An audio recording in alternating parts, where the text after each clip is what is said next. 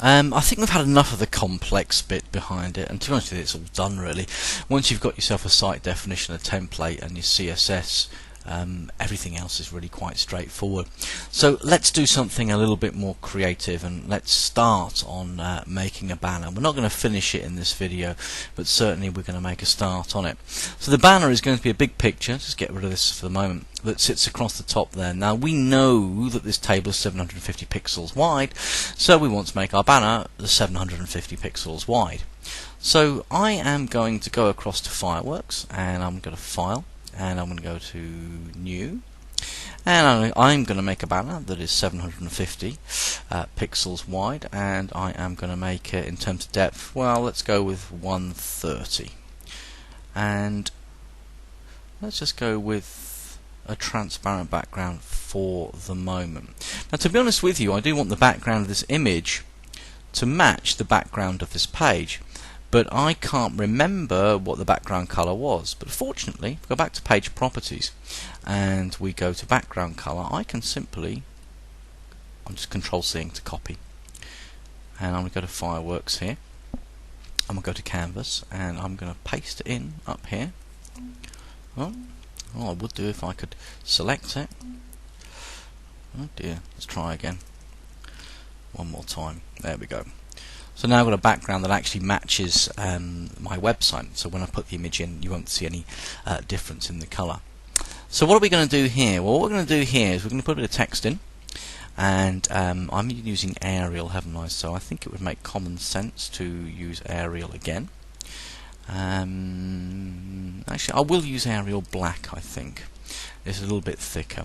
And what we're going to do is we're just going to type in Chavzu in capital letters, and I am going to increase the size of that. Let's see how we get on. Is that big enough? Let's try a little bit more. And I'm just going to grab that and move that into place. Chavzu. Okay, I'm leaving a bit of space here because in the next video we're going to show you how to sort of fade some images together. It's quite a clever little technique, to be honest with you. But what I would like to do here is I quite fancy the idea of putting in some Burberry colours. So what we're going to do is I've just nip off to Google and let this come up. And I've just searched for Burberry and go images. And what we'll find in a moment when we go to images, hopefully, is some swatches. For those of you who know about fashion, swatches are these things here. And we're going to grab this Burberry. I'm just simply going to, I'm not going to bother seeing the big image. I'm just going to copy this one. And we're going to pop back to Fireworks. And I'm going to go to File, and I'm going to go to New. And I am going to remember that height and width 118119. Well, we'll just do that for the moment.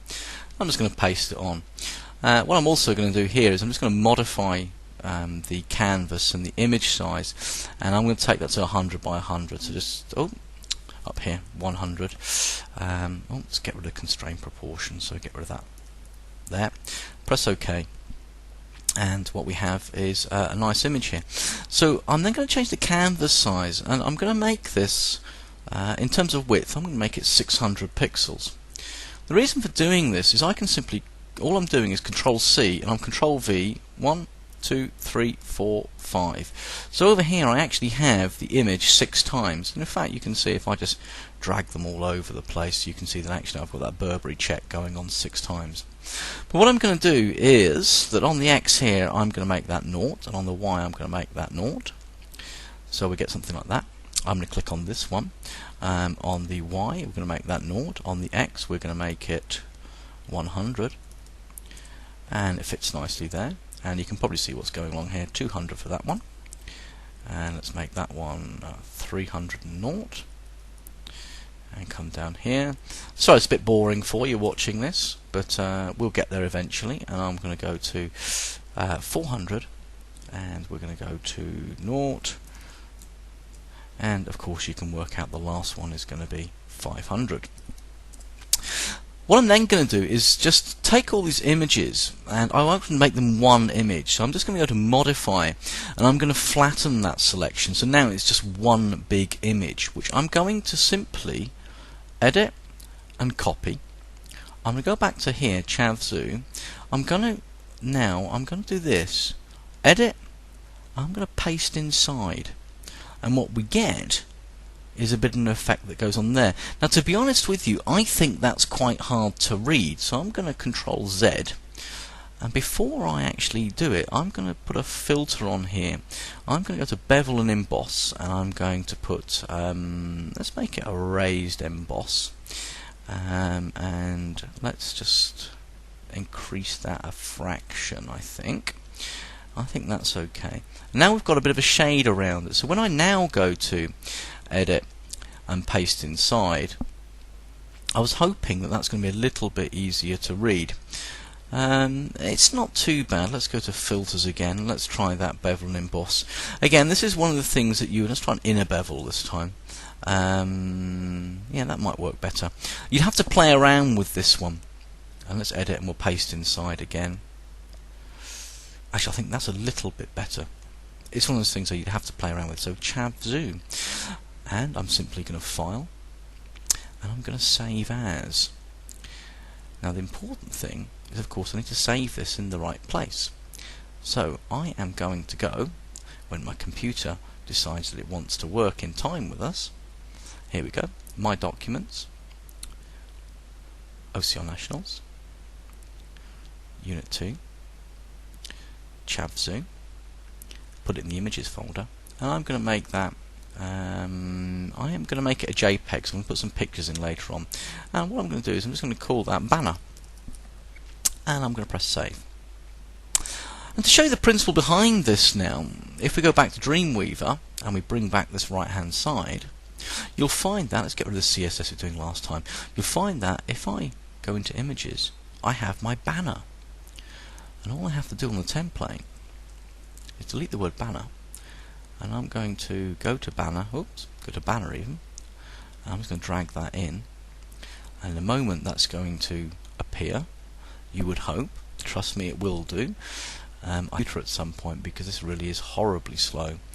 And what I have is a little bit of a problem here in that I actually have what we call a hard return behind there. So I'm just going to put it there and just press delete. And we're going to File, and we're going to Save, and we're going to update those pages. And we're going to press Close. They all need saving again as normal. File, and we'll save all. And let's go and have a look at what my website looks like now when I refresh this. So I've got Chav as the banner so far. I want some other stuff to appear here, but actually that's not too bad. That's quite clearly Burberry inside a bevel, and it doesn't read too badly. Again, I'm not an artist. It's one of those things that you might want to play around with, but for the moment what we're looking for you guys to do is just simply start on a template and pop some text in there. And in the next video we're going to show you another little technique that you can use in Fireworks, working with sort of fading images between each other. So for the moment, just go and make yourself a template, go and make yourself a banner even, make sure it's 750 pixels wide. The depth I go for normally is about 130, but just pop some text on there and save it into your images folder in your website, and then you can just drag it in and update the template. Okay, off you go.